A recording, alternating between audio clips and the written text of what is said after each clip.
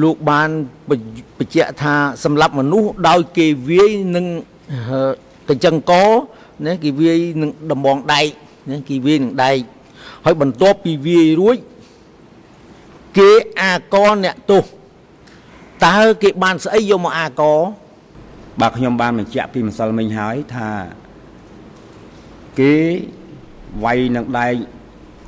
កណែចេះហៅថាដែកភ្លើអាទេសយល់ទាំងអស់គ្នាប៉ុន្តែដែកខ្នោះហ្នឹងបាទដែកខ្នោះជាង1ម៉ែត្រហ្នឹងយកទៅវាយហើយអ្នកទោសនោះក៏ស្លាប់វិលទៅគឺក្បិតចិត្តថ្នោតហ្នឹងដែលគេយកទៅអាល់កបាទសំទោសបានជាខ្ញុំសួរអញ្ចឹងពីព្រោះនៅក្នុងចម្លើយរបស់លោកឯកសារ ERN 00181340ណាលេខ D48/2 លោកថាអាកអ្នកទោសនឹងធៀងថ្នោត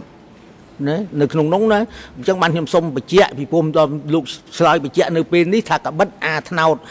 កបិតអាថ្នោតហើយកធៀងថ្នោតវាខុសគ្នាបានខ្ញុំសួរបញ្ជាក់ហ្នឹង